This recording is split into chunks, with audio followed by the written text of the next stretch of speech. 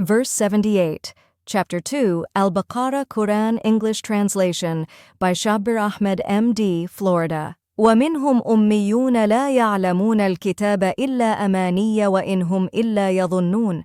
Al-baqarah 78. Among them are unlettered people who do not know the scripture, but learn their wishful beliefs through hearsay.